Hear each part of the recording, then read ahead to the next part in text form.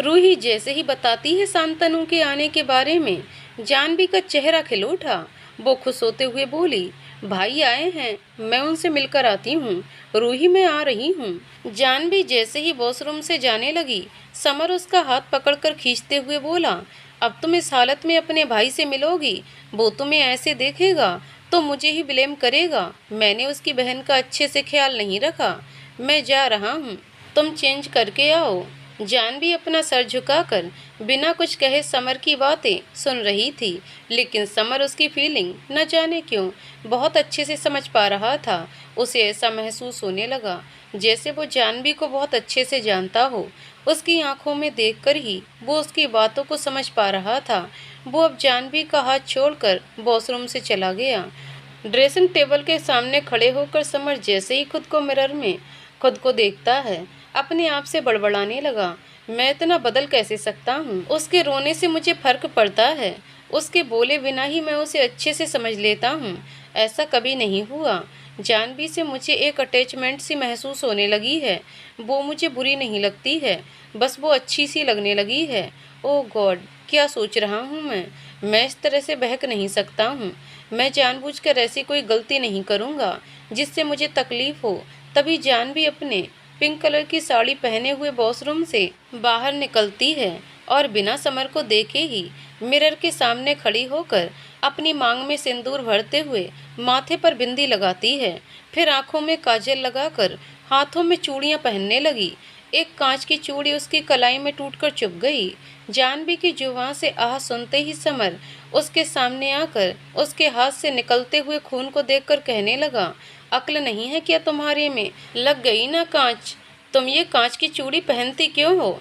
देखो खून निकल रहा है। जानवी तो जम सी गई जिसे समर की बातों को सुनकर, क्योंकि उस समय उसे ये एहसास होने लगा जैसे कबीर उसे प्यार से डांट रहा हो। बिल्कुल कबीर की तरह बातें कर रहा समर को देखकर जानवी की आंखों में आंसू आ गए। समर फूंक मारते हुए बोला, ध्यान रखना चाहिए ना तुम्हें, अब रो क्यों रही हो? वो कुछ याद आ गया मुझे, इसलिए खुद को रोने से रोक नहीं सकी। कांच से ही तो लगी, और इतनी चोट से क्या घबराना? इससे बड़े बड़े चोट को सहा है मैंने, मेरी तो आदत है। जानवी कहती है। उसकी रुआंसी बातों को सुनकर समर कुछ पल के लिए खामोश रहा, लेकिन जैसे ही जानवी उठने लगी तो समर उससे कहता है, मैंने सचमुच में बहुत बड़ी गलती की है। मुझे वो डाइवोर्स पेपर के बारे में सोचना भी नहीं चाहिए था। पता नहीं क्या हो गया था, लेकिन अब से मैं अपने भाई की सारी जिम्मेदारियों को पूरा करूँगा, उनके हर अधूरे सपनों को पूरा करूँगा। मैं तुमसे प्रॉमिस करता हूँ जानवी। नहीं मिस्टर राठौर, आप ऐसा प्रॉमिस मत कीजिए जो आप कभी कर ही ना सकें, क्योंकि जिसने मुझसे प्रॉमिस किया था जिंदगी भर मेरे साथ रहेंगे, वो तो चले गए। मैं इस घर में आई क्योंकि माँ और पापा दोनों मुझे बेटी मानते हैं, और मैं एक बेटी की तरह हमेशा उनका प्यार पाना चाहती हूँ, उन्हें तकलीफ नहीं दे सकती हूँ।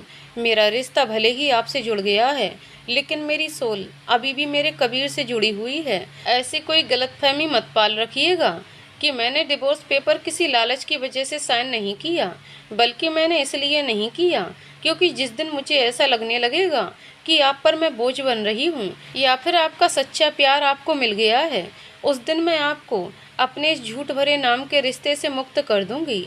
जानवी कमरे से बाहर चली गई। समर उसकी बातों को सुनकर खुद से कहने लगा, भाई की यादों से तुम उबर नहीं पाई हो। किसी न किसी बहाने तुम्हें उनकी याद आ ही जाती है, जैसे मैं माही को कभी अपने दिल से निकाल ही नहीं सकता हूँ। लेकिन तुम और भाई तो एक ही सोल से जुड़े हुए थे।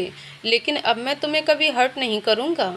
मैं नहीं जानता मैं कभी तुम्हारे दिल में जगह बना भी पाऊँगा या नहीं, लेकिन इतना ज़रूर कहूँगा कि तुम्हें हमेशा खुश रखूँगा। मेरे होते हुए तुम महफूज रहोगी। तुम्हारी बातों में मुझे गुस्सा कम, दर्द ज़्यादा महसूस होता है। बाहर हॉल में शांतनु को बैठे हुए देखकर जानवी खुश होते हुए भागते हुए आती है और अपने भाई के गले लग गई। उसे इतने खुश देखकर सुरुचि जी कहती हैं, अपने भाई से मिल तो ऐसे रही है जैसे सदियों के बाद मिली हो। 2 दिन भी नहीं हुए यहाँ आए हुए। सिया जी मुस्कुराते हुए बोली, भाभी भाई और बहन का प्यार होता ही ऐसा है। एक पल के लिए भी बहन दूर रहे तो भाई को देखकर उसके गले लग जाती है। फर्क नहीं पड़ता कितने दिनों बाद मिले हों। शांतनु और जानवी का रिश्ता तो बिल्कुल अनोखा है। शांतनु अपनी बहन को बच्ची की तरह प्यार करता है और हमारी जानवी तो है ही इतनी प्यारी। अच्छा बेटा, तुम दोनों भाई बहन मिलो, मैं सबके लिए लंच लगाती हूँ। शांतनु जैसे ही जानवी को देखता है वो उसके गाल को पकड़ते हुए बोला, बच्चा तू ठीक तो है ना? मैं ठीक हूँ भाई, लेकिन आप अकेले आए हैं, मेरी बेस्ट फ्रेंड नहीं आई, ये अच्छी बात तो नहीं है ना, उसे भी आना चाहिए था ना। जानवी शिकायत करते हुए बोली। दूर खड़ा समर उन दोनों भाई बहन के प्यार को देखकर बस मुस्कुरा रहा था। शांतनु के बगल में बैठकर जानवी अपने भाई से बात करने में बिजी हो गई। तभी सिया जी समर को दूर खड़े हुए देखकर कहती हैं, समर तू वहाँ क्या कर रहा है? आज जानवी अपने भाई के साथ जाएगी, कम से कम शांतनु से आकर मिल तो लो, फिर जानवी भी तो इसके साथ जाएगी पगफेरे की रस्म को पूरी करने। समर थोड़ी सी मायूसी के साथ कहता है, हेलो शांतनु कैसे हो? हाय मैं बढ़िया, आज ऑफिस नहीं गए? तभी सिया जी सबको बुला लेती हैं।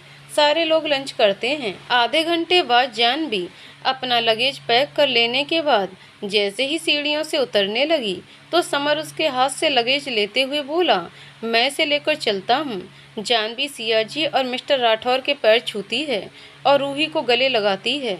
उसके बाद सबको बाय बोलकर जैसे ही शांतनु के साथ जाने लगी, बाहर तुषार मिलता है। वो उसे बाय कहती है और अपने भाई के साथ वहाँ से चली गई। शाम होने को आई। समर अभी भी अपने कमरे में लेटा हुआ था। तभी तुषार उसके कमरे में आता है और नॉक करते हुए बोला, क्या हुआ? जब से भाभी गई हैं तू कमरे से बाहर नहीं आया, तुम कुछ उदास लग रहे हो, कहीं भाभी को मिस तो नहीं कर रहे ना? बकवास बंद करो अपनी, मैं उसे क्यों मिस करूँगा? उसकी मर्जी, वो चाहे जहाँ जाए। वैसे भी इस नाम के रिश्ते में मिस करने लायक क्या है? न ही मैं उसे चाहता हूँ और न ही वो मुझे पसंद करती है, ना मैं उसे अच्छे से जानता हूँ और ना ही वो मुझे अच्छे से जानती है। बस इतना ही जानता हूँ मैं कि वो भाई से बहुत प्यार करती है। उसकी लाइफ में मैं रहूँ या ना रहूँ कोई फ़र्क नहीं पड़ता है, लेकिन अगर वो मेरी लाइफ से चली गई तो। बोलते हुए समर रुक गया तो तुषार मुस्कुराते हुए बोला, दिल की बात जुबां पर आ ही जाती है, जैसे तुम्हारी आ गई समर। सच बता, क्या तुझे जानवी भाभी अच्छी नहीं लगती हैं? समर तुषार को देखने लगा और बेड पर लेटते हुए बोला, क्या फ़र्क पड़ता है वो मुझे अच्छी लगती है या नहीं? समर के उखड़े हुए मूड को देखकर तुषार उसके हाथ को पकड़ते हुए बोला, शाम हो चुकी है, चल कहीं घूमने चलते हैं। वैसे भी जब से इंडिया आया हूँ एक बार भी कहीं घूमने नहीं गया हूँ, किसी डिस्को में चलें, एंजॉय करें। तुषार के कहने पर समर साफ साफ इनकार कर देता है। तभी तुषार का मोबाइल बजने लगा। वो देखता है उसके मोबाइल पर शेफाली का कॉल आ रहा है, जिसे समर देख लेता है। तुषार के मोबाइल पर जैसे ही शेफाली का कॉल आया, समर उसके हाथ से मोबाइल छीनकर कहता है, तुम्हें उस बिगड़ैल बेलगाम लड़की का कॉल क्यों आ रहा है? बात यहाँ तक बढ़ गई कि तुम दोनों आपस में बात भी कर रहे हो और मुझे कुछ पता भी नहीं है। समर कहता है, ऐसा कुछ नहीं है यार, उस लड़की से मेरा कोई मतलब नहीं है, वो मुझे कॉल कर रही है, इसकी वजह भी मुझे नहीं मालूम। अगर तुझे अब भी लगता है तुम्हारा फ्रेंड तुमसे झूठ बोल रहा है तो ऐसा नहीं है, मैं तुमसे झूठ नहीं बोल सकता हूँ। समर उसकी ओर देखकर मुस्कुराने लगा, फिर उसके कंधे पर हाथ रखते हुए बोला, इतना भी सेंटी मत हो, चल कहाँ जाना है तुझे, मैं चलूँगा। समर तुझे पता है कल भाभी का? क्या भाभी का? बात तो पूरी कर, आखिर क्या कहना चाहता है तू? कल जानवी भाभी का बर्थडे है और तू उन्हें अगर सबसे पहले विश करेगा तो उन्हें अच्छा लगेगा, क्योंकि कल का दिन उनके लिए बहुत स्पेशल है। वो सबसे ज़्यादा अगर किसी को मिस करेंगी तो सिर्फ कबीर भाई को। लेकिन मैं चाहता हूँ कि वो कबीर भाई को याद करके दुखी ना हो, तो उनके फेस पर स्माइल लाने के लिए कुछ स्पेशल सा कर जिससे उन्हें अच्छा लगे। तुषार समर से कहता है। समर बिना कुछ कहे रूम से जाने लगा तो तुषार फिर से कुछ कहने वाला होता है। तभी रूही आती है और तुषार को रेडी देखकर कहती है, ओए रोमियो, यहाँ तुझे कौन सी लड़की मिल गई है जो तू इतना डेसिंग मुंडा बनकर डेट पर जा रहा है? क्यों, तुझे जेलसी हो रही है क्या मेरे डेट पर जाने से? अगर ऐसी बात है तो बोल दे, मुझे और जेलसी क्यों आएगी?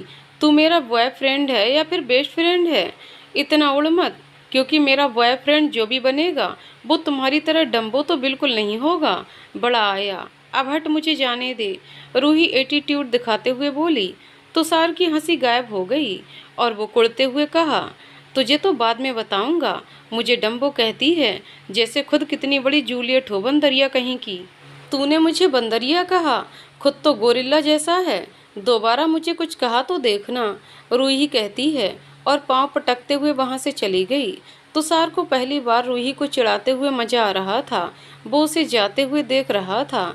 तब तक समर भी रेडी होकर तुषार के साथ चलने को तैयार हो गया। दोनों फ्रेंड्स घर के बाहर लगे हुए कार में बैठकर डांस क्लब के लिए निकल पड़े। उनके पीछे पीछे रूही भी वहां से निकल पड़ी। अगले आधे घंटे बाद जैसे ही समर और तुषार डांस क्लब में पहुंचे तो देखते हैं शेफाली पहले से ही अपने फ्रेंड्स के साथ एंजॉय कर रही है। तुषार शेफाली को देखते हुए समर से कहता है, तू जिससे भागता रहता है वो तो खुद ब खुद यहाँ पहले से है। अब क्या करेगा तू? मुझे ड्रिंक पीने दे, उसके बाद बताता हूँ। डांस फ्लोर पर मदमस्त होकर डांस कर रही रूही बार बार तुषार की निगाहों से बच रही थी। कुछ लड़के और लड़कियों के साथ जैसे ही वो डांस फ्लोर से उतरने लगी, ड्रिंक का ग्लास हाथ में लिए तुषार जैसे ही पीने वाला होता है, वो रूही को एक अलग लुक में देखकर हैरान रह जाता है। ये तो रूही, ये यहाँ कैसे आई? और इतने छोटे कपड़े में अगर समर ने इसे ऐसी हालत में देख लिया ना तो इसकी खैर नहीं है। ओह गॉड, ये सचमुच में क्रैक पीस है क्या? अभी बताता हूँ इसे। कहते हुए तुषार समर की निगाहों से बचते हुए डांस फ्लोर पर आता है और रूही का हाथ पकड़कर खींचते हुए उसे एक कोने में ले आता है।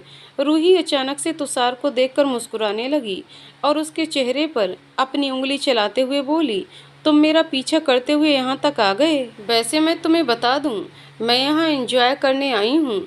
घर में रहते रहते बोर हो गई थी। यहाँ आकर मुझे बहुत अच्छा लगा, लेकिन तुम मुझे यहाँ क्यों ले आए? ओह समझ गई मैं, तुम मेरे साथ डांस करना चाहते हो। नहीं, यहाँ तो कोई म्यूजिक नहीं है और ना ही कोई डांस कर रहा है।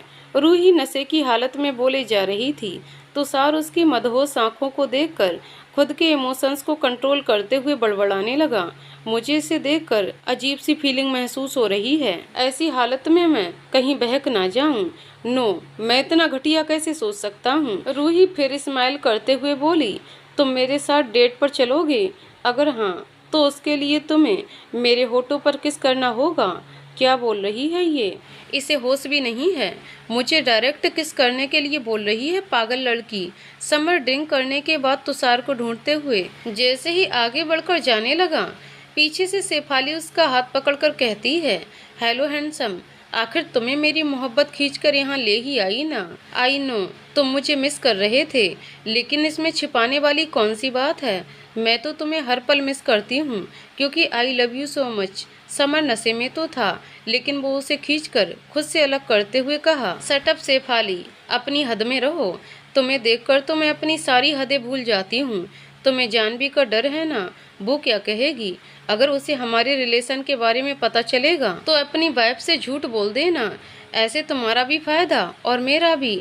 और वैसे भी वो तो तुम्हारे मरे हुए भाई की बीवी है और उसके बच्चे की माँ भी बनने वाली है, तो उस बहन जी को छोड़ो। समर गुस्से में खींचकर एक थप्पड़ शेफाली को लगाता है, जिससे पार्टी में हो रहे शोर बिल्कुल शांत हो गया।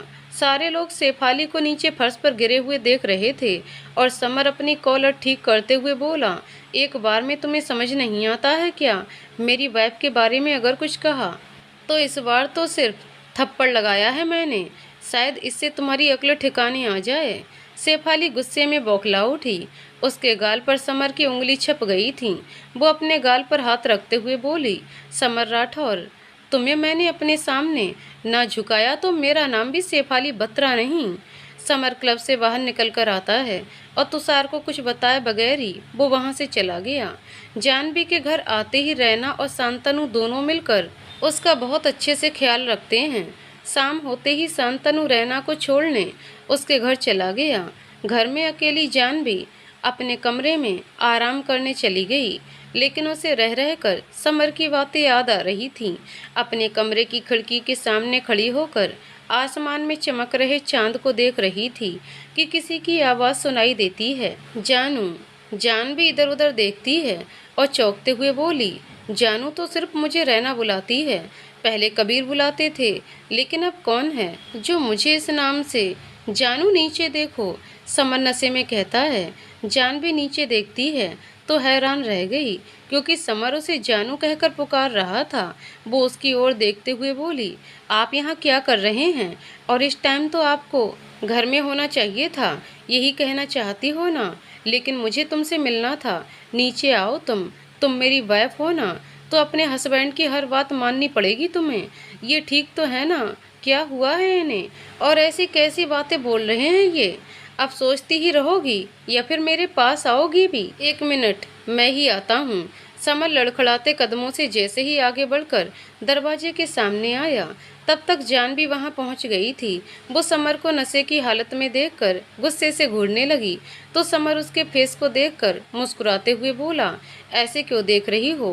पहले कभी नहीं देखा है क्या मुझे? मिस्टर राठौर, आप नशे में हैं। आप खुद ड्राइव करके आए हैं, तुषार कहाँ है? और अगर आप खुद को संभाल नहीं पाते हैं तो इतनी ड्रिंक करते ही क्यों हैं? मैं आपको कुछ कह रही हूँ, सुन भी रहे हैं या नहीं? जानवी के इतना कहते ही समर उसके सामने आने लगा। वो लड़खड़ाकर नीचे गिरने ही वाला था कि जानवी उसे पकड़ते हुए बोली, ओफो बाबा जी, क्या मुसीबत है? इतनी ड्रिंक करने के बाद कोई भी इंसान ऐसी ही हरकत करेगा? अब मैं क्या करूं? समर मुस्कुराते हुए उसके गले लग गया और जानवी को टाइट से हक करते हुए कहा, आई मिस यू जानू, तुम यहाँ क्यों चली आई? ये सचमुच में पागल हो गए हैं। क्या बोल रहे हैं ये भी पता है इन्हें? मिस्टर राठौर, आप मुझे छोड़िए और मेरे साथ चलिए। नहीं, थोड़ी देर मुझे ऐसे ही रहना है। मिस्टर राठौर प्लीज अंदर चलिए, आप नशे में हैं, मैं कह रही हूँ ना। घर के अंदर चलिए। जानवी समर के साथ घर के अंदर आने लगी। जैसे ही वो डोर लॉक करने के लिए आगे बढ़ी, समर उसे अपने करीब खींचकर उसके चेहरे को अपने हाथों में थामकर बोला, तुम मुझसे नाराज क्यों हो जानू? जानवी अपने मन में, नशे की हालत में क्या बोल रहे हैं ये? इन्हें खुद ही मालूम नहीं है। क्या करूं मैं? घर में भाई भी नहीं है। अपने कमरे में ले जाती हूँ, सो जाएंगे तो सुबह तक नशा उतर जाएगा। समर जानवी के चेहरे के करीब आने लगा। वो उसकी आंखों में देखते हुए बोला, तुम्हारी आंखें बहुत खूबसूरत हैं, जैसे कोई गहरी झील हो और मैं उसमें डूब जाना चाहता हूँ।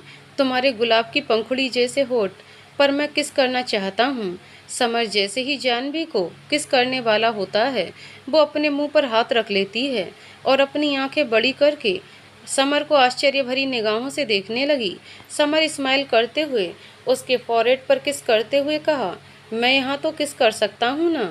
जानवी शॉक्ड रह गई। उसकी जुबान से कोई भी वर्ड्स नहीं निकल रहे थे, लेकिन समर बारी बारी से उसके फॉरहेड तो कभी उसके गाल पर, कभी आंखों की पलकों पर किस कर रहा था।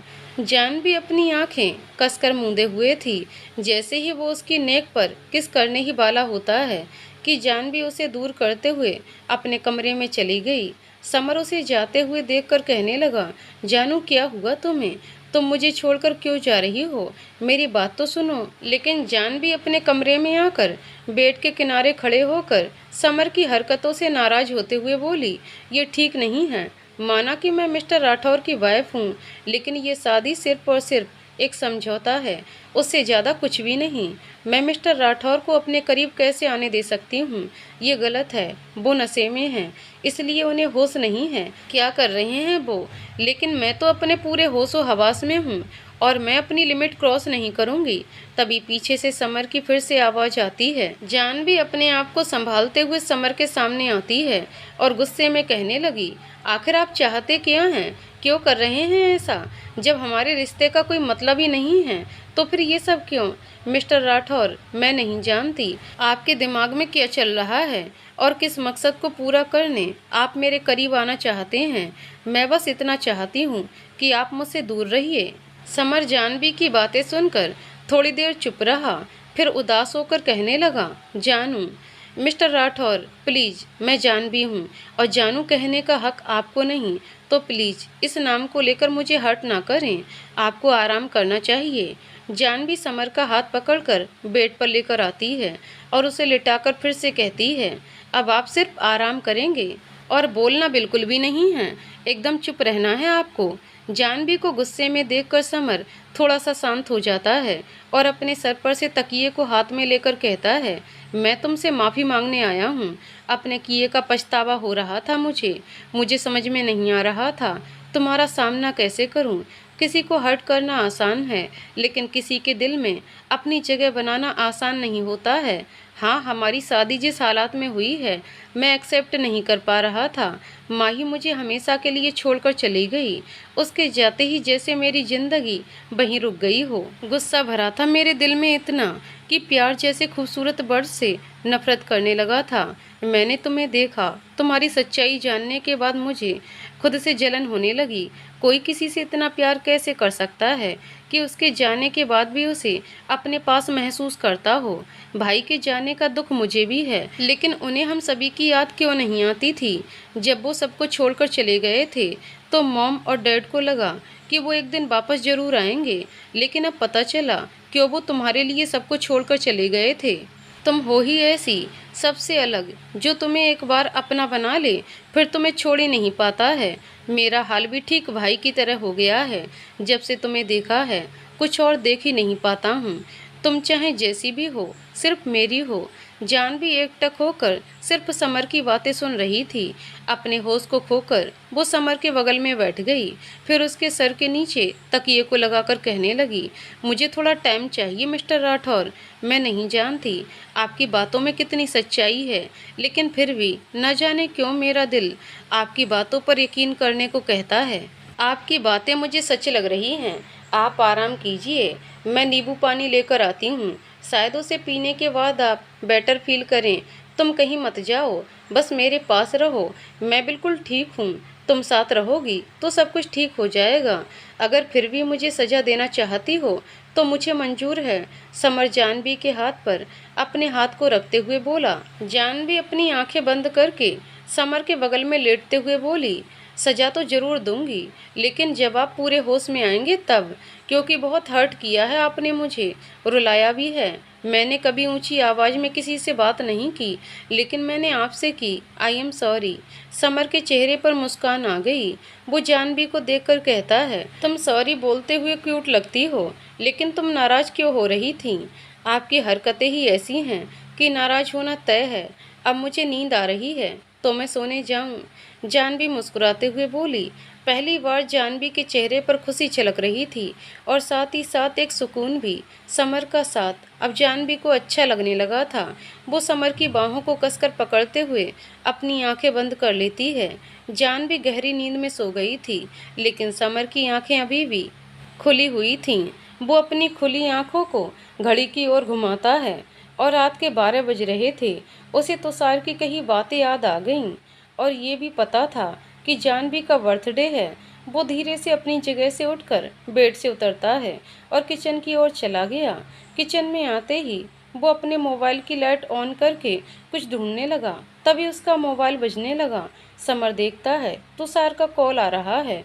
वो कॉल रिसीव करते हुए बोला, तुझे इतनी रात को भी चैन नहीं है क्या? अबे साले, तूने भाभी को बर्थडे विश किया या फिर मैं उन्हें कॉल करके विश करूं? तुषार हंसते हुए बोला, खबरदार, जो तूने जानू को कॉल किया तो ये तू ही है ना, या फिर कोई हमशक्ल है तुम्हारा? भाभी तुम्हारी जानू कैसे बन गई? तू तो उन्हें जानवी और पता नहीं क्या क्या कहता है। अच्छा भड़क मत, मैं कॉल कट कर रहा हूँ, बाय। अच्छे से बर्थडे विश करना और कल का पूरा दिन तुम दोनों साथ रहोगे। अगर ऐसा नहीं किया ना तो तुषार कहता है, अभी चुप कर और कॉल कट कर, नहीं तो। कहते ही तुषार कॉल कट कर देता है। तभी शांतनु को किचन से आवाज़ सुनाई देती है। वो अपने आप बड़बड़ाते हुए बोला, इतनी रात को किचन में कौन हो सकता है? जानवी तो सोई हुई है, फिर कौन हो सकता है? कहीं कोई चोर तो नहीं? आज तो उस चोर को सबक सिखाना जरूरी है। मेरे घर के किचन में चोरी। शांतनु अपने हाथ में डंडा लेकर किचन में आता है और बिना किसी आहट के वो अंधेरे में समर पर वार करने वाला ही होता है कि उसके हाथ से डंडा छूटकर गिर जाता है। शांतनु के हाथ से जैसे ही डंडा छूटा, डंडे की आवाज़ को सुनकर समर पीछे मुड़कर देखता है और चौंकते हुए बोला, शांतनु, मैं हूँ समर। क्या कर रहे हो तुम? मुझे डंडे से मारने आए हो क्या? तुम इतनी रात को किचन में, वो भी मेरे घर के किचन में क्या कर रहे हो? जानवी तो सोई हुई है ना? तुम्हें तो अपने घर में होना चाहिए, शांतनु कहता है। ओफो शांतनु, तुम इतनी जोर से चिल्लाओ तो मत। और मैं कोई चोर नहीं हूँ, तुम्हारी बहन का पति हूँ। और टाइम देखो और मुझे बताओ क्या है आज। शांतनु सोचते हुए बोला, आज जानवी का बर्थडे है, लेकिन वो कभी भी सेलिब्रेट नहीं करती है। कबीर होता तो शायद वो मान जाती, लेकिन मुझे नहीं लगता वो मानेगी। मैं उसे फोर्स करूँगा तो मान जाएगी, लेकिन आज के दिन उसके होठों पर मुस्कान नहीं आएगी। समर कुछ सोचने लगा, फिर वो किचन से brown bread with jam cake बनाकर उसे प्लेट पर सजाकर शांतनु की ओर देखते हुए बोला, कैसा लग रहा है? अब तो थोड़ी हेल्प तो कर दो मेरी। आज जानू मेरे बनाए हुए केक को जरूर कट करेगी और उसके फेस पर एक बड़ी सी स्माइल भी आएगी। नाइफ कहाँ है और कैंडल भी? शांतनु आश्चर्यचकित होकर बस समर को देख रहा था और हंसते हुए बोला, समर तुम सचमुच में वही समर हो ना जो रूल्ड और एरोंगेट हुआ करता था? इतने दिनों में इतने चेंजेस, क्या बात है? सब कुछ ठीक है ना? तू सचमुच में जानू का भाई ही है ना? क्यों, तुझे शक है क्या? शक नहीं बल्कि हैरान हूँ मैं। ऐसा कौन भाई होगा जो अपनी ही बहन के पति से ऐसे क्वेश्चन कौन करता है? मैं उसकी फिक्र करता हूँ तो तुम्हें हैरानी हो रही है, और ना करूँ तो गुस्सा आएगा तुम्हें। बस कर समर, माफ़ कर दे मुझे। और कितना ज्ञान देगा मुझे? तू जा जानवी के पास, मैं भी तेरे साथ चलता हूँ। समर और शांतनु दोनों जानवी के कमरे में आते हैं। शांतनु जैसे ही जानवी को जगाता है, वो नींद में कहती है, भाई मुझे थोड़ी देर और सोने दीजिए। जानवी अपनी आंखें खोलो बच्चा। तभी जानवी को याद आता है कि समर भी तो यहीं है। वो झट से आंखें खोलती है और अपने सामने समर और शांतनु को देखकर हैरान रह जाती है। तभी समर उसके सामने कैंडल जलाकर प्लेट में रखी हुई brown bread with jam cake को सामने करते हुए समर बोल पड़ा, हैप्पी बर्थडे जानू। क्या? जानवी को जैसे शौक लगा हो, वो समर को देखती है, फिर शांतनु की ओर देखती है। समर अपनी चुटकी बजाते हुए बोला, क्या हुआ, तुम खुश नहीं हो क्या? आज मेरा बर्थडे है, भाई ने बताया आपको? नहीं बच्चा, बल्कि मैं खुद ही हैरान हूँ, इसे किसने बताया है? लेकिन समर ने बहुत खुश होकर तुम्हारे लिए इतनी रात को ये सारी तैयारी की है। अब तो जल्दी से विश मांगो और कैंडल बुझाकर केक कट करो। मेरा मन ये सब करने का नहीं है। आप जानते हैं ना, मैं अपना बर्थडे नहीं मनाती हूँ, और किस वजह से ये भी जानते हैं आप। तो फिर मुझसे ज़बरदस्ती मत करिए, क्योंकि मैं अपना बर्थडे सेलिब्रेट नहीं करूँगी। शांतनु से समझाने की कोशिश करता है, लेकिन फिर वो समर के उदास चेहरे को देखकर कहता है, जैसी तुम्हारी मर्जी बच्चा, मैं सोने जा रहा हूँ। गुड नाइट बच्चा। शांतनु के जाते ही जानवी समर की ओर देखते हुए बोली, सब क्या है मिस्टर राठौर, आप मेरे जख्मों पर नमक छिड़कना बंद कीजिए। मैं अपना बर्थडे सेलिब्रेट नहीं करती हूँ, इसके पीछे बहुत बड़ा रीज़न है, और मुझे अफसोस है कि मैं आज के दिन इस दुनिया में आई थी। कोसती हूँ मैं आज के दिन को। आई एम सॉरी, अगर मेरी बातों से आप हर्ट हुए हो तो। आप नशे में थे ना, तो फिर इतनी जल्दी नशा उतर कैसे गया? मुझे नींद आ रही है, आप सोने चले जाइए, मैं कहीं और चली जाती हूँ सोने। समर जानवी के पास आकर बैठ जाता है और उसके हाथों को पकड़ते हुए बोला, हो गया तुम्हारा, या फिर कुछ और कहना है? क्या मतलब, मैं समझी नहीं। जानू, तुम इतनी बेवकूफ़ तो नहीं हो जो कि मेरी बात तुम्हें समझ में नहीं आ रही? क्यों नहीं सेलिब्रेट करना चाहती हो अपना बर्थडे? मुझसे तो अपनी बातें शेयर कर सकती हो ना। आखिर क्या रीज़न है? अगर भाई होते तब भी तुम मना करती। नहीं, क्योंकि कबीर से बढ़कर मेरे लिए कोई भी चीज़ मायने नहीं रखती है। लेकिन वो तो नहीं है ना, उनके बिना मैं कुछ नहीं हूँ। आपके साथ इस नाम के रिश्ते को मैं इसलिए निभा रही हूँ क्योंकि मैं नहीं चाहती मेरा बच्चा मेरी तरह जिए, एक अनाथ की तरह। कहते हुए जानवी की आंखों से आंसू निकलने लगे तो समर उसकी आंखों में देखते हुए बोला, तुम्हें ऐसे रोते हुए देखता हूँ तो मुझे अच्छा नहीं लगता है। मैं तुम्हें ज़बरदस्ती नहीं कहूँगा अपना बर्थडे सेलिब्रेट करने के लिए, लेकिन हम दोस्त तो बन सकते हैं ना। हस्बैंड और वाइफ का रिश्ता ना सही, एक दोस्ती का रिश्ता तो हो सकता है ना हमारे बीच। एक दोस्त होने के नाते मैं तुम्हारे साथ कुछ पल गुजारना चाहता हूँ, तुम्हें जानना चाहता हूँ, तुम्हें खुश देखना चाहता हूँ। अगर इसमें भी प्रॉब्लम है तो मैं तुम्हारा हस्बैंड होने के नाते तुम्हें ऑर्डर दे रहा हूँ, चुपचाप से ये केक कट करो, वरना मुझे अपने तरीके से कटवाना आता है। मिस्टर राठौर, मैं केक कट नहीं करूँगी। समर कुछ नहीं सुनता है। वो जानवी के हाथ को अपने हाथ में लेकर उसे कैंडल बुझाने को कहता है, फिर केक कट करवा कर उसके मुंह में खिलाते हुए कहा, कल मैंने ऑफिस से छुट्टी ले ली है, तुम्हें बता रहा हूँ, क्योंकि मुझे तुम्हारे साथ रहना है। कल नहीं सुनना चाहता हूँ जानवी कि मेरा मन नहीं है। मिसेस जानवी समर राठौर हो तुम, इसलिए तुम्हें बोलने का और डांटने का हक भी मेरा है और तुमसे प्यार करने का भी। अगर ये बात तुम्हें फिर भी समझ में नहीं आती तो मैं तुम्हें अच्छे से समझा सकता हूँ। जानवी सुन्नी सी होकर समर के बदले हुए तेवर को देखे जा रही थी। वो समर को देखकर गुस्से में बोली, आप मुझे ऐसे घूर क्यों रहे हैं? ठीक है, मैं समझ गई, तैयार रहूंगी। अब तो केक भी कट कर दिया मैंने, अब और क्या करूं? जब से मैं आया हूं तुमने एक बार भी मुझसे ये तक नहीं पूछा कि मुझे भूख लगी है या नहीं। जानवी सच सच बताओ, कहीं तुम सचमुच में ये तो नहीं चाहती हो कि मैं चला जाऊं? मैंने ऐसा कब कहा? आप यहाँ सो सकते हैं, मैं चली जाती हूँ। जानवी जैसे ही बेड से उतरने वाली थी समर उसके हाथ को पकड़ लेता है, लेकिन जानवी फिर भी अपना हाथ छुड़ाकर कॉच पर चली जाती है। समर बेड पर लेटे लेटे हुए सिर्फ उसे ही देख रहा था। अगली सुबह मधुबन कोठी के मंदिर में बज रही घंटियों की आवाज़ को सुनकर रूही की आंख खुली। वो अपने आप को खुद के कमरे में पाकर हैरान थी। वो अपना सर पकड़े हुए बड़बड़ाने लगी, मैं यहाँ कैसे, अपने बेड पर कैसे आई? वो रात वाली बात को याद करने की कोशिश करने लगी। कुछ कुछ याद आने के बाद वो अपना सर पीटते हुए बोली, ओह गॉड, ये क्या कर दिया मैंने? तुषार को मैंने किस किया? नो नेवर, ऐसा नहीं हो सकता। वो बेड से उतरकर जैसे ही कमरे के बाहर जाने लगी, दरवाजे के सामने खड़े तुषार को देखकर वो हड़बड़ाते हुए बोली, तुम यहाँ क्या कर रहे हो? और तुमने ये चश्मा क्यों लगाया हुआ है? फेस भी कवर किया हुआ है, सब कुछ ठीक तो है ना? तुषार बस रूही को देखे जा रहा था और मन ही मन में बोल रहा था, कितनी बड़ी जंगली है तू, इतना बड़ा कांड करके पूछ रही है फेस कवर क्यों किया है, चश्मा क्यों लगाया है?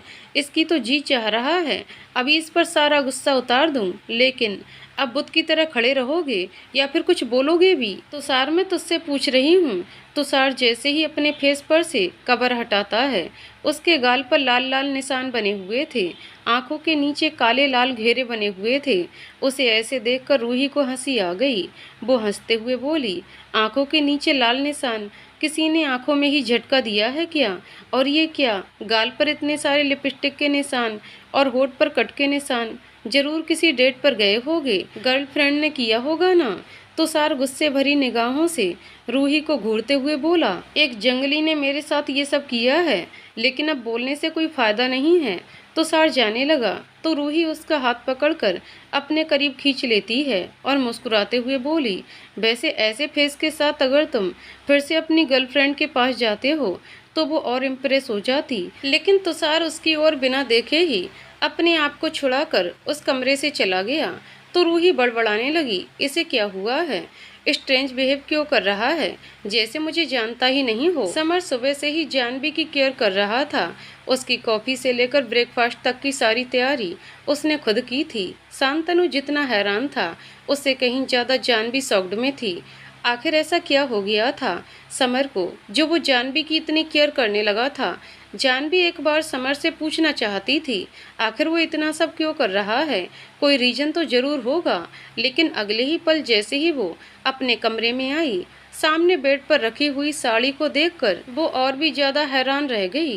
रेड और गोल्डन कलर के कॉम्बिनेशन की साड़ी पहने हुए जानवी जैसे ही तैयार होकर मंदिर जाने के लिए बाहर आती है, उसे देखकर तो समर बस देखता हुआ रह गया।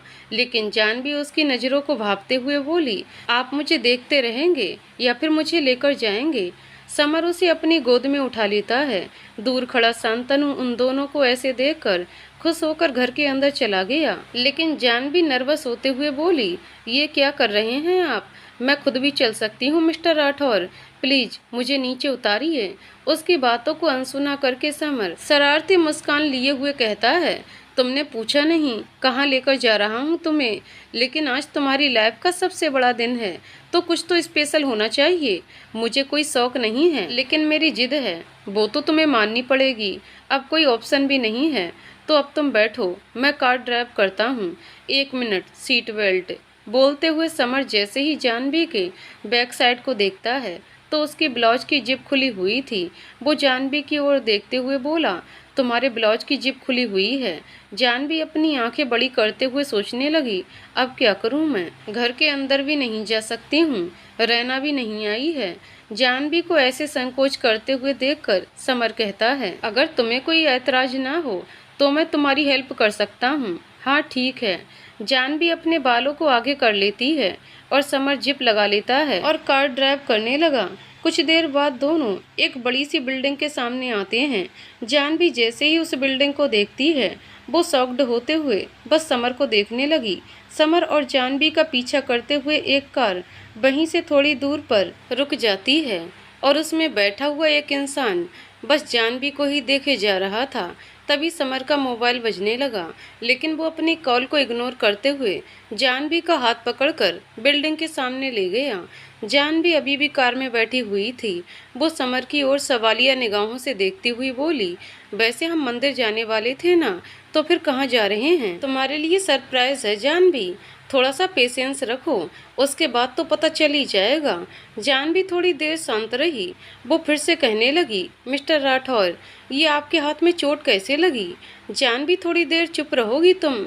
मैं कहाँ कुछ बोल रही हूँ, लेकिन मैं सोच रही हूँ मन में एक अजीब सा डर लग रहा है, जैसे मैं अपनी समर जानवी को लेकर एक बिल्डिंग के सामने आता है। जानवी उस बिल्डिंग को देखकर शॉक्ड रह गई। वो बिल्डिंग वही ऑर्फनेज थी, एंजल होम, जहां उसकी अतीत की कुछ कड़वी यादें जुड़ी हुई थीं। जानवी उस जगह को देखकर अपने कदम पीछे खींच लेती है, लेकिन समर उसका हाथ पकड़कर अपने हाथों में लेते हुए बोला, तुम इतनी घबराई हुई क्यों हो? यही तो है तुम्हारा सरप्राइज। अंदर चलें। मिस्टर राठौर, यहाँ से चलते हैं प्लीज, मुझे यहाँ कुछ ठीक नहीं लग रहा। जानवी रुको, आखिर प्रॉब्लम क्या है तुम्हें? इस ऑर्फनेज से तो मेरे बर्थडे पर बहुत ही अनोखा सरप्राइज दिया है आपने। मिस्टर राठौर, मेरे भरे हुए जख्मों को और हरा कर दिया आपने। जिस जगह को मैं हमेशा के लिए छोड़कर आई थी, आपने फिर उसी दहलीज पर लाकर खड़ा कर दिया। अपने अतीत की यादों को भुलाकर कबीर के साथ मैं खुश रहने लगी थी, लेकिन आपने फिर से मुझे, कहते हुए जानवी रोने लगी और रोते हुए वो बेहोश होने वाली थी कि समर उसे अपनी बाहों में थाम लिया और उसके चेहरे की घबराहट को देखकर कहने लगा, जानू क्या हुआ तुम्हें? आंखें खोलो अपनी। जानवी तुम सुन रही हो ना? समर को कुछ भी समझ नहीं आ रहा था। आखिर इस ऑर्फनेज में ऐसी कौन सी अतीत की यादें जुड़ी हुई थीं जिससे जानवी पर इतना असर हुआ था? आखिर क्या वजह है? समर जानवी को होश में लाने के लिए कुछ करता उससे पहले ही ऑर्फनेज के मेन गेट से एक लेडी बाहर आती है और समर को देखकर उसके पास आकर कहने लगी, आप ही हैं, बच्चे जिनका इंतजार कर रहे हैं। आप शायद मिस्टर समर राठौर हैं ना? मैम, मेरी वाइफ बेहोश हो गई है। वो लेडी जैसे ही जानवी को देखती है, वो चौंक जाती है। अचानक से उसकी आंखों से आंसू बहने लगे। वो अपनी भावनाओं को अंदर ही अंदर समेटते हुए बोली, जानवी, ये तो जानवी है, अंदर लेकर आइए इन्हें। समर उस लेडी की बातों को सुनकर भी चुपचाप होकर वो उनके पीछे पीछे जाने लगा। एक बड़े से कमरे में आकर समर जानवी को बेड पर लिटाता है और उसके चेहरे पर पानी की कुछ बूंदें छींटे मारकर उसे होश में लाता है। आंखें खोलते ही जानवी जैसे ही उस लेडी को देखती है, वो अपनी जगह से उठकर कहने लगी, मिस्टर राठौर, मैंने आपसे कहा था ना कि मुझे नहीं आना है यहाँ, फिर भी आप मुझे यहाँ लेकर आए हैं। आप मेरे हस्बैंड हैं, इसका मतलब ये नहीं कि मैं हमेशा आपकी बात मानूंगी। वो कमरे से बाहर जाने लगी तो वो लेडी जानवी का नाम पुकारते हुए बोली, जानवी, इतने सालों बाद आई हो तुम यहाँ, अब भी इतनी नफरत क्यों जानवी? जानवी के कदम रुक गए थे। वो पीछे पलटकर जवाब देना चाहती थी, लेकिन वो इस हालत में नहीं थी कि कुछ बोल सके।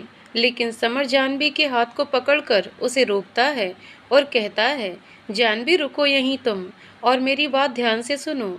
सवाल तो मुझे करना चाहिए आपसे, आपको इस जगह के बारे में कैसे पता चला और क्या सच्चाई छिपा रहे हैं आप मुझसे? क्या जानते हैं आप मिस्टर राठौर? समर जानवी के सारे सवालों को सुनकर कुछ देर शांत रहा, फिर एक लेटर निकालकर जानवी के सामने रखते हुए कहा, ये वही लेटर है जिसे पढ़ने के बाद मुझे यहाँ के बारे में पता चला। जानवी, अतीत की यादें हमें बहुत हर्ट करती हैं, लेकिन जब तक उस दर्द से जीते रहेंगे तब तक हमें तकलीफ के अलावा कुछ नहीं मिलने वाला है। मैं तुम्हें यहाँ इसलिए लेकर आया क्योंकि मैं जानना चाहता हूँ, आखिर तुम इनसे इतनी नफरत क्यों करती हो? ये तो तुम्हारी कोई नहीं है मेरी, और मुझे मेरे दर्द और तकलीफ के साथ जीने की आदत हो चुकी है। तो आपको इन सब से क्या मतलब है? मुझे मेरे हाल पर छोड़ दीजिए। और मैनेजर साहिबा, आपको तो आदत है ना बचपन से मुझे झूठे दिलासे देने का, तो एक एडवाइस मेरी भी सुन लीजिए। जानवी कल भी स्ट्रांग थी और आज भी है, क्योंकि उसका भाई हमेशा उसके साथ है। मैं किस हाल में हूँ, इसकी खबर किसी और को देने से पहले उनसे ज़रूर कहिएगा कि मैं उनसे पहले भी नफरत करती थी और आज भी करती हूँ। बहुत ही पत्थर दिल की बन गई हूँ अपनी लाइफ में। मैंने बहुत कुछ खोया है और हिम्मत नहीं है कुछ खोने की। टूटे तो बहुत चुभते हैं कांच और रिश्ते, और जब चुभते हैं तो बहुत दर्द देते हैं। जानवी को अलग अंदाज में देखकर समर हैरान रह गया, लेकिन वो लेडी चुप नहीं रही। वो जाते हुए जानवी को देखकर कहती है, तुम आज भी मुझे गलत समझ रही हो। वो तुम्हें ढूंढने आई थी जानवी, एक आखिरी बार तुमसे मिलकर माफ़ी मांगना चाहती थी। माफ़ी? लेकिन मिसेस डिसूजा, आप पर तो मैं आंख मूंद कर विश्वास करती थी, माँ मानती थी मैं आपको, लेकिन सबसे बड़ा धोखा तो आपने दिया मुझे। जानवी उस बिल्डिंग से चली गई, लेकिन उसका पीछा कर रहा वो इंसान अपनी कार से उतरकर जानवी की कुछ पिक्चर क्लिक करता है और फिर से अपनी कार में बैठकर चला गया। समर अभी भी सच्चाई से अनजानी था। वो जानवी का पीछा करते हुए बाहर आता है और उसे पकड़कर अपने करीब खींचते हुए कहा, तुम्हें हो क्या गया है? जिस जानवी को मैं जानने लगा था वो तो तुम हो ही नहीं। आखिर क्या सच छिपा रही हो तुम मुझसे? मिस्टर राठौर, मुझे भी इस बात का अफसोस है कि मुझे एहसास होने लगा था कि मैं आपको जानने लगी हूँ, लेकिन इस इंसिडेंट के बाद शायद मुझसे बहुत बड़ी भूल हो गई आपको पहचानने में। आप न सिर्फ एरोगेंट क्रेजी रूड हैं, बल्कि आप बहुत बड़े सेल्फिश भी हैं, जो सिर्फ अपने बारे में सोचता है। अगर मुझे थोड़ा सा भी मालूम होता आप मुझे यहाँ लेकर आने वाले हैं तो मैं कभी नहीं आती, जानवी कहती है, और समर की बाहों से खुद को छुड़ाकर पैदल ही चलने लगी। कार में बैठा हुआ अनजान शख्स सीधे मिस्टर बत्रा के ऑफिस पहुंचता है, लेकिन वो जैसे ही ऑफिस के कॉरिडोर में पहुंचता है, शेफाली पीछे से उसे आवाज़ देते हुए बोली, तुम यहाँ क्यों आ गए, जबकि मैंने तुम्हें कहीं और बुलाया था? शेफाली, मैं तुम्हारा बॉयफ्रेंड हूँ और तुम्हारा सबसे स्पेशल पर्सन हूँ तुम्हारा, लेकिन हमारे बीच के रिलेशन के बारे में कोई नहीं जानता है। कहते हुए वो शख्स शेफाली को अपने बहुत ही करीब खींच लिया। दोनों बेहद ही करीब आने वाले होते हैं कि शेफाली सबकी नज़रों से बचकर उसे लेकर ऑफिस के स्टोर रूम में ले आती है। उस लड़के और शेफाली के बीच कुछ इंटीमेट सीन होते हैं। फिर शेफाली अपनी ड्रेस को ठीक करते हुए बोली, वैसे हमारे रिलेशन के बारे में तो मेरे घर वालों को भी नहीं पता है, और न ही तुम्हारी मॉम को। विवेक, तुम्हारी मॉम और तुम्हारी बहन को जब हमारे बीच के रिलेशन के बारे में पता चलेगा तो उन दोनों का रिएक्शन देखने लायक होगा ना। मैंने आज से पहले बहुत सारे लड़के को डेट किया, कोई कंटीमेट नहीं, लेकिन पहली बार मुझे समर राठौर पसंद आया और उसे हासिल करने के जुनून में मैं किसी भी हद तक जा सकती हूँ। उस जानवी को भी अपने रास्ते से हटा सकती हूँ। विवेक जैसे ही उसकी बातें सुनता है, उसका गुस्से से खून खौल उठा। वो शेफाली के नेक पर बाइट करने लगा। शेफाली छटपटाते हुए बोली, क्या कर रहे हो तुम? छोड़ो मुझे। जानती हूँ उस जानवी को देखकर तो तुम पागल हो जाते हो, उसे हासिल नहीं कर सके। इस बात को ना जाने कितनी बार कहा है तुमने, लेकिन उस न्यू ईयर सेलिब्रेशन की नाइट भी तुम ही थे ना उसके साथ जबरदस्ती करने वाले। विवेक कुटिल मुस्कान लिए शेफाली से अलग होकर कहता है, वो मेरी बहन की दोस्त है, उसे हासिल करने के लिए न जाने क्या कुछ नहीं किया मैंने, लेकिन हर बार किसी न किसी वजह से वो बचती रही। आज जब उसे मैंने किसी और के साथ देखा तो मुझे गुस्सा आया, लेकिन मैं करता भी क्या, उसे छोड़ने वाला नहीं हूँ मैं। जानवी मेरी जिद ही नहीं है, जुनून है। अब कबीर नहीं रहा तो क्या हुआ, समर तो है उसके साथ। फिर तुम कैसे जानवी को हासिल कर पाओगे? तुमसे एक छोटा सा काम भी नहीं होता है। समर को अपने हुस्न के जाल में फंसाकर जानवी और समर के बीच इतनी दूरियां ला दो कि दोनों एक दूसरे से नफरत करने लगें, एक दूसरे के साथ क्या, एक दूसरे के साय से भी दूर रहें। उसके बाद विवेक सातिर मुस्कान लिए हुए कहता है। शेफाली भी मुस्कुरा देती है। सड़क पर पैदल चलते हुए जानवी को बस रोना आ रहा था, लेकिन समर उसका पीछा नहीं छोड़ रहा था। वो उसके साथ चलते हुए बोला, जानवी प्लीज रुक जाओ, तुम्हारे पैर थक गए होंगे। अपना ना सही, मेरे बारे में तो सोचो। पिछले 1 घंटे से तुम्हारे साथ चल रहा हूँ मैं। भूख लगी है मुझे, अब तो रुक जाओ। कहीं ऐसा ना हो कि मैं चलते चलते तुम्हारे बाबा जी के पास पहुँच जाऊँ। जानवी पीछे पलटकर समर के मुंह पर अपना हाथ रखते हुए गुस्से भरी आंखों में आंसू लिए हुए बोली, दोबारा ऐसा कहा ना तो जान ले लूंगी आपकी। आप सिर्फ मुझे हर्ट करते हैं। मैं अपना बर्थडे सेलिब्रेट नहीं करना चाहती थी, ना यहाँ कभी आना चाहती थी, लेकिन सिर्फ आपकी वजह से मैं हर्ट हुई हूँ। सब लोग मुझे ही हर्ट करते हैं। बहुत बुरे हो आप। उससे भी बुरी आपकी बातें हैं। I hate you mister Rathore. मैं आपकी शक्ल भी नहीं देखूंगी। बाबा जी, मैं आपसे विश मांगती हूँ, फिर से आप मिस्टर राठौर को मेरी नज़रों से गायब कर दो। समर के होठों पर मुस्कान आ गई। वो उसकी क्यूट सी बातों को सुनकर कहने लगा, क्या तुम सचमुच में चाहती हो कि मैं गायब हो जाऊं? फिर ठीक है, मैं अगर गायब हो गया तो मुझे ढूंढोगी तो नहीं, मेरा नाम लेकर चिल्लाओगी तो नहीं? बताओ मुझे, मेरी याद में आंसू तो नहीं बहाओगी ना? मिसेज रोंदू राठौर, बोलो भी। जानवी समर के चेहरे को देखने लगी। जानवी जैसे ही समर की जुबान से मिसेज रोंदू राठौर सुनती है, वो तुनकते हुए बोली, क्या कहा आपने? मैं आपको रोंदू नजर आती हूँ मिस्टर राठौर? तो आप कौन सा सारा दिन मुस्कुराते रहते हैं? मेरे बर्थडे पर ऐसा गिफ्ट किसने कहा था देने को जिससे मेरा दिल ही टूट जाए? आप नहीं जानते उस आफ्टरनेस से मेरी कितनी बुरी यादें जुड़ी हुई हैं। मैं उस जगह पर कभी जाना नहीं चाहती थी। आप कबीर नहीं हैं, और मैं अपने दिल की बात उस इंसान से कहना नहीं चाहती हूँ जो मेरे दिल के करीब नहीं है। आपसे मेरा सिर्फ एक ही रिश्ता है, समझौते का, उससे ज़्यादा कुछ नहीं। जानवी की बातें सुनकर समर का चेहरा मायूस हो गया। वो थोड़ी देर शांत रहा, फिर वो जानवी से कहने लगा, मुझे पता होता कि तुम्हारी बुरी यादें जुड़ी हुई हैं उस आर्फनेज से तो मैं तुम्हें कभी वहाँ नहीं ले जाता और तुम्हें कभी हर्ट नहीं करता। और मैं ये भी जानता हूँ कि मैं चाह कर भी कबीर भाई की जगह नहीं ले सकता हूँ और ना ही कभी ले पाऊँगा। लेकिन जानवी चुप रही। तभी उसका मोबाइल बजने लगा। वो देखती है सिया जी का कॉल आ रहा है। वो बिना पल गवाए कॉल रिसीव करते हुए बोली, हेलो माँ, हैप्पी बर्थडे बेटा। भगवान तुम्हारी सारी शुभकामनाएं पूरी करे और तुम हमेशा मुस्कुराती रहो। समर के साथ घर कब तक आ जा रही हो? सिया जी के इतना पूछने पर ही जानवी समर की ओर देखते हुए जवाब देती है, घर आ रही हूँ थोड़ी देर में। बाय बोलकर जानवी कॉल कट कर देती है। समर जानवी को वहीं छोड़कर आगे बढ़कर चला गया। उसे कुछ समझ ही नहीं आ रहा था, आखिर समर बीच रास्ते में उसे छोड़कर कहाँ चला गया। कुछ देर तक जानवी सड़क के किनारे खड़ी रही। तभी एक ब्लैक कलर की कार उसके सामने आकर रुकी। उसमें बैठा हुआ शख्स कोई और नहीं बल्कि विवेक था। वो जानवी को अकेले देखकर कार को सीधे उसके सामने आकर रोका और जानवी को घूर कर देखने लगा। विवेक गाड़ी से उतरकर जैसे ही जानवी के पास आने लगा, तभी जानवी की नज़र उस पर पड़ी। वो हैरान होते हुए बोली, आप यहाँ इस तरह से? विवेक अपने आप पर काबू करते हुए बोला, हैप्पी बर्थडे जानू। तुम इस तरह धूप में खड़ी क्यों हो? तुम मेरे साथ चल सकती हो, मैं तुम्हें घर ड्रॉप कर देता हूँ। क्या हुआ?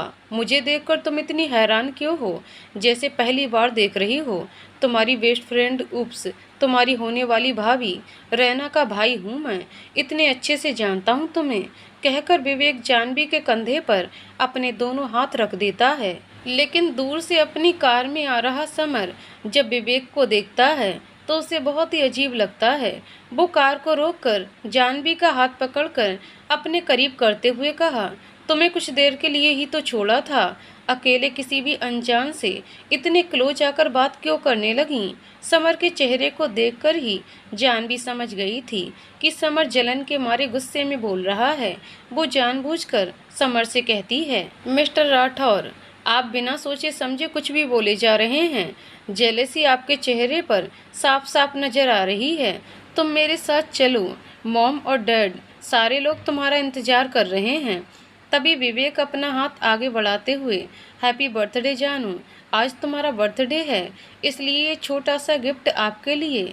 समर विवेक को इग्नोर करके जानवी का हाथ पकड़कर कार के पास ले आया और अंदर उसे बिठाने के बाद वो गुस्से में कहता है, तुम्हें मेरी बात समझ में नहीं आती है क्या? क्या ज़रूरत है तुम्हें किसी से बात करने की? मिस्टर राठौर, वो विवेक जी हैं, रैना के भैया। मैं उन्हें अच्छे से जानती हूँ और आपको ऐसा क्यों लगता है कि वो अच्छे इंसान नहीं हैं? मैं उन्हें इतने टाइम से जानती हूँ। किसी को जानना ही काफ़ी नहीं होता है जानवी। किसी भी इंसान को पहचानने के लिए सही नज़रिए की ज़रूरत होती है। ये ज़रूरी नहीं है कि जो जैसा दिखता है वैसा ही हो। मुझे उसे देखकर ही गुस्सा आ रहा था। ये आप नहीं बल्कि आपकी जेलसी बोल रही है। कहीं आप सचमुच में मुझे पसंद तो नहीं करने लगे हैं? क्या हुआ, सांप सूंघ गया क्या? समर जानवी की झील सी आंखों में देखने लगा। उसकी आंखों को देखकर ही वो अपने होश खोने लगा, लेकिन अपने इमोशंस पर कंट्रोल करते हुए कहा, मैं और तुम्हें पसंद ख्याली पुलाव बनाना बंद करो और अपनी जुबान पर ताला लगाओ। बहुत बोलती हो। समर अपनी ड्राइविंग सीट पर बैठ गया और कार स्टार्ट करता है। जानवी उसे चिढ़ाते हुए देखकर हंसने लगी।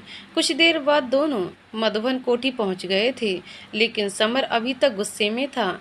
वो कार से उतरकर जानवी को इग्नोर करके अंदर जाने लगा, लेकिन जानवी पीछे से उसका हाथ पकड़कर कहती है, ये आप पर सूट नहीं करता है। ऐसे मुंह फुलाए हुए रहेंगे तो आपको देखकर सब हंसेंगे मिस्टर राठौर। समर पीछे मुड़कर जानवी के हाथ पर अपना हाथ रखते हुए कहता है, मुझे बिल्कुल भी अच्छा नहीं लगता है। तुम सबसे इतने अच्छे से बात करती हो, लेकिन जब मुझसे बात करती हो तो ऐसा लगता है जैसे ज़बरदस्ती तुम्हें फोर्स किया जा रहा है मुझसे बात करने के लिए। समर बोल ही रहा था कि घर के बाहर से निकल रही रूही भागते हुए आती है और जानवी के पीछे आकर छिप गई और हंसते हुए बोली, भाभी मुझे इस चिंपैंजी से बचाओ, ये तो मेरे पीछे ही पड़ गया है। कितनी बार कह रही हूँ इससे कि मैं उस लड़के को पहले से जानती थी, बहुत टाइम बाद मिली हूँ इसलिए उसके साथ घूमने चली गई थी। अब मेरा पर्स चोरी हो गया और उसमें इसके ऑफिस के डॉक्यूमेंट्स भी थे। अब मुझे क्या पता इतनी सी बात पर ये गुस्से में मुझ पर बरस रहा है। तो सार रूही को आंखें दिखाते हुए कहता है, भाभी कोई भी लड़की इतनी लापरवाह कैसे हो सकती है? उसमें ऑफिस के इम्पोर्टेंट डॉक्यूमेंट्स थे। समर, अब तुम्हारी बहन की वजह से जो कुछ भी हुआ है इसमें मेरी कोई गलती नहीं है। समर जैसे ही उस इम्पोर्टेंट डॉक्यूमेंट्स के बारे में सुनता है वो रूही की ओर देखते हुए कहता है, तुम इतनी लापरवाह कैसे हो सकती हो रूही? भाई मेरी कोई गलती नहीं है। पता नहीं, जब मैं रेस्टोरेंट में थी तो शेफाली भी वहीं थी, फिर एक लड़का और था, क्या नाम था उसका? विवेक। यस, शेफाली का फ्रेंड। मैं उनसे मिलने लगी। उसके बाद जैसे ही रेस्टोरेंट के बाहर निकली एक चोर मेरा पर्स लेकर भाग गया। समर समझ चुका था कि ये सब कुछ किसने किया। वो बिना एक पल गवाए हुए कहता है, जानवी और तुम घर के अंदर जाओ, मैं थोड़ी देर में आता हूँ। लेकिन मिस्टर राठौर, आप तो घर के अंदर भी नहीं आए। एक बार बता तो सकते हैं ना क्या बात है? रूही, तुषार, तुम दोनों भी जाओ और जानवी को भी लेकर जाओ, मैं थोड़ी देर में आता हूँ। रूही और तुषार घर के अंदर जाने लगे, लेकिन जानवी समर के सामने ही खड़ी रही। वो समर की ओर देखते हुए बोली, आप मुझसे कुछ छिपा रहे हैं क्या? मेरा इतना भी हक नहीं है कि मैं आपसे कुछ पूछ सकूं। समर जानवी के गाल पर हाथ रखकर कहता है, मैं तुमसे कुछ छिपा नहीं रहा हूँ जानवी, लेकिन ये चोरी शेफाली ने जानबूझकर करवाई है। वो डॉक्यूमेंट्स ऑफिस के लॉकर से निकलवाया था मैंने। वो मिस्टर बत्रा के साथ हुई कॉन्ट्रैक्ट डील के पेपर थे, जिसमें ऑफिस के 49% शेयर उनके नाम पर किया गया है और 51% में से डैड ने 26% तुम्हारे और बाकी मेरे नाम पर हैं। मिस्टर बत्रा को डैड का डिसीजन सुनकर धक्का लगा, क्योंकि ऑफिस का अगला मैनेजिंग डायरेक्टर कोई और नहीं बल्कि तुम होगी। क्या कहा आपने? मुझे कुछ समझ में नहीं आया। इतनी बड़ी बात आप कैसे छिपा सकते हैं मुझसे? मुझे ये सब कुछ नहीं चाहिए। पापा जी ने एक बार भी बताया नहीं मुझे। इतना सब कुछ मेरे लिए क्यों कर रहे हैं? समर जानवी के चेहरे को अपने हाथों में थाम लेता है और उसकी मासूम भरी निगाहों को देखकर कहता है, तुम समझने की कोशिश करो जानवी। डैड ने जो कुछ भी किया है उस पर भी भाई का हक था। भाई नहीं है तो क्या हुआ, तुम तो हो ना। और फिर उनके बच्चे के बारे में सोचने का उन्हें हक है। तुम मेरी रिस्पॉन्सिबिलिटी हो और जब तक ये बच्चा इस दुनिया में नहीं आता तब तक मैं तुम्हारे लिए हमेशा तुम्हारा साया बनकर रहूँगा। आई प्रॉमिस, मैं तुम्हें कभी कुछ नहीं होने दूंगा और ना ही इस बच्चे को। लेकिन अभी मुझे तुम्हारे बारे में सोचना है। तुम घर के अंदर जाओ, मैं थोड़ी देर में आता हूँ। जानवी कुछ नहीं कहती, वो घर के अंदर चली गई। समर उसे जाते हुए देखकर अपने आप से कहने लगा, जानवी तुम्हारे लिए जो कुछ भी करना पड़े वो करूँगा। माही के लिए कभी कुछ नहीं कर सका, लेकिन तुम्हारे लिए वो सब कुछ करूँगा जो भाई करना चाहते थे। जानवी हॉल की ओर बढ़ने लगी, लेकिन वो गहरी सोच में डूबी हुई थी। उसे समर की बातें अच्छी भी लगीं और कुछ बातें उसके दिल को चुभ रही थीं। वो अपने मन में सोचते हुए बोली, मिस्टर राठौर मेरे साथ इसलिए रह रहे हैं क्योंकि वो मेरे बच्चे को अपनी जिम्मेदारी समझते हैं। ये शादी उनके लिए कोई मायने नहीं रखती है। फिर भी मैं इतना क्यों सोच रही हूँ? मुझे तकलीफ क्यों हो रही है? जबकि ये बात तो मुझे पहले से ही मालूम है कि मिस्टर राठौर मुझ जैसी से कभी भी प्यार नहीं कर सकते हैं। ये जानते हुए भी कि मिस्टर राठौर और मेरा कोई मेल नहीं है, फिर भी मैं कुछ ज़्यादा ही सोचने लगी, कुछ ज़्यादा ही सपने देखने लगी, जबकि सच्चाई मेरी आंखों के सामने है। इससे अच्छा यही होता कि मैं उनकी बात शादी से पहले ही मान लेती। जानवी को कुछ होश ही नहीं था। वो सीढ़ियों पर चढ़कर अपने रूम की तरफ बढ़ रही थी कि उसका पांव मुड़ गया और वो लड़खड़ाकर नीचे गिरने लगी। जानवी जैसे ही सीढ़ियों से गिरने लगी, समर उसे गिरते हुए बचा लेता है और उसे अपनी बाहों में भरते हुए देखने लगा। जानवी उसकी आंखों में देखने लगी। आज पहली बार उसे कुछ अलग सी फीलिंग महसूस हुई। खोई हुई जानवी को देखकर समर मुस्कुराने लगा। फिर वो जानवी को छेड़ते हुए बोला, अगर तुम कहो तो मैं तुम्हें ऐसे ही थामे रहूंगा सारी जिंदगी। जानवी झेंप गई। वो सकपकाते हुए पीछे हट जाती है और समर को बिना देखे हुए बोली, आप तो ऑफिस जा रहे थे ना, तो फिर घर पे कैसे आए? मुझे पता चल गया था मेरी वाइफ जरूर किसी प्रॉब्लम में होगी, इस वजह से आ गया। ये देखो, मुझे लग ही रहा था और इतनी बड़ी अनहोनी हो जाती। जानवी मैंने तुम्हें कितनी बार कहा है, ऐसी हालत में अपना ख्याल रखो। अगर खुद का ख्याल नहीं रखोगी तो मेरे बच्चे का ख्याल कैसे रखोगी? समर बोले जा रहा था।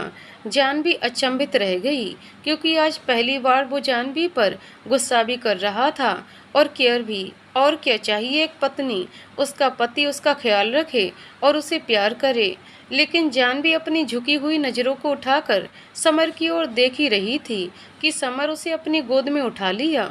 जानवी शॉक्ड होकर समर से कहने लगी, ये क्या कर रहे हैं आप नीचे उतारिए मुझे। माँ, पापा जी और मामी सब यहीं पर हैं। अगर किसी ने देख लिया तो मिस्टर राठौर। समर मुस्कुराते हुए, मिसेज राठौर तुम मेरी धर्म पत्नी हो और मेरा अगर तुम पर हक जताना सही नहीं है तो क्या सही है? मैं अपनी पत्नी का ख्याल रख रहा हूँ, कोई गलत काम नहीं कर रहा हूँ। अगर इससे किसी को कुछ फर्क पड़ता है या फिर अच्छा नहीं लगता है, इसमें मैं क्या कर सकता हूँ?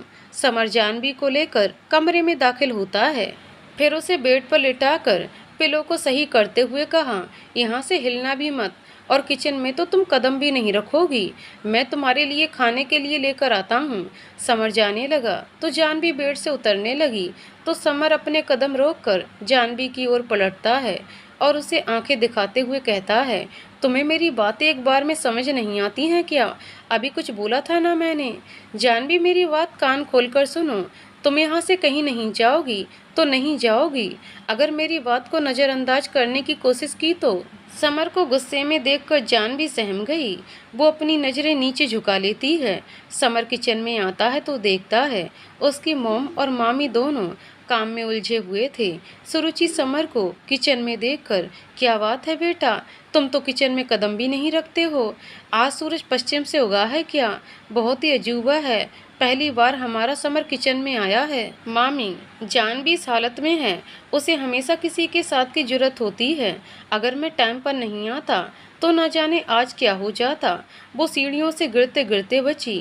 थैंक गॉड कि मैं टाइम पर आ गया।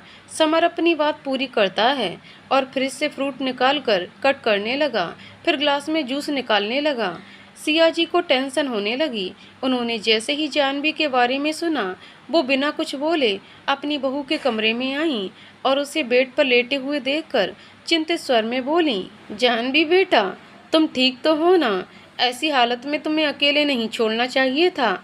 अब से तुम कहीं नहीं जाओगी। समर ठीक कहता है, तुम्हारे साथ किसी न किसी को रहना चाहिए। लो, दादी माँ भी आ गई हैं तुम्हारी। बेटा, तुम ठीक हो ना? और ये क्या मैं सुन रही हूँ?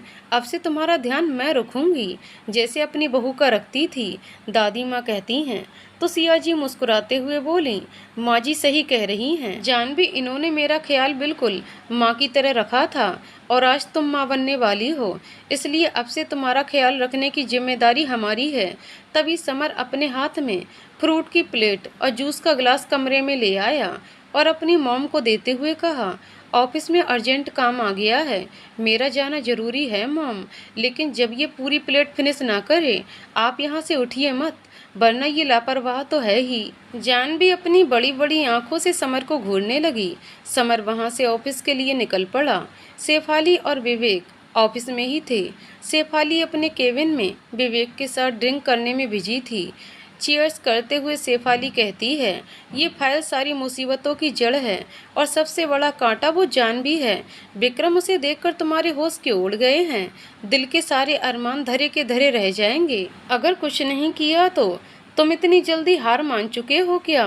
क्योंकि जब से जानवी से मिले हो कुछ खोए खोए से दिखाई दे रहे हो। आखिर बात क्या है? अब तो ये फाइल भी मिल गई है हमें। इस राठौर एंड बत्रा कंपनी को पूरी तरह से बत्रा कंपनी बनाना है मुझे। उसके लिए मुझे समर के चाहे जितने भी करीब जाना पड़े, सारी हदें पार करूंगी। उसे हासिल करना है मुझे, चाहे उसके लिए कुछ भी करना पड़े। शेफाली ड्रिंक का गिलास नीचे गिराते हुए उस फाइल में रखे हुए डॉक्यूमेंट्स को जलाने के लिए तीली जलाई ही होगी। समर वहां आ गया। वो जबरदस्ती शेफाली के हाथ से फाइल छीनते हुए बोला, तुम्हारी औकात इतनी भी नहीं है कि राठौर कंपनी को बत्रा कंपनी में बदल सको। इस फाइल को जलाने की कोशिश की है तुमने, जिसकी सजा तुम्हें मिलकर रहेगी। समर मिस्टर बत्रा को कॉल लगाने लगा। दूसरी तरफ से मिस्टर बत्रा कॉल रिसीव करते हुए बोले, hello summer. Hello mister Batra, आपकी कंपनी की जितने भी शेयर्स हैं मैंने उसे खरीद लिया है और अब आपकी कंपनी पूरी तरह से डूब चुकी है। आपकी बेटी की घटिया हरकत की वजह से मुझे अफसोस है कि अब हम एक साथ काम नहीं कर पाएंगे। कल मैं इसी ऑफिस का लीगल मालिक बन जाऊंगा। Good bye mister Batra.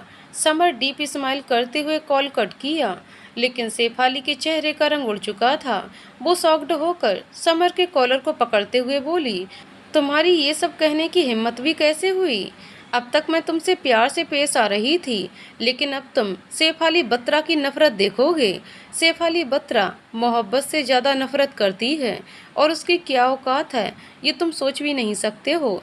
Summer Rathore मैं जान भी नहीं हूँ, मैं शेफाली हूँ। शेफाली, मैं वही करती हूँ जो मेरा दिल करता है और दूसरों की एडवाइस और अपनों की बातें हमेशा सुननी चाहिए। मैं जा रही हूँ, लेकिन मेरे अंदर का गुस्सा तुम्हें कहीं का नहीं छोड़ेगा। आगे की कहानी अगले वीडियो में। तो दोस्तों, आपको कहानी कैसी लगी कमेंट करके ज़रूर बताइएगा। कहानी पसंद आई हो तो वीडियो को लाइक शेयर करें और चैनल को सब्सक्राइब करें। कहानी को पूरा सुनने के लिए बहुत बहुत धन्यवाद दोस्तों।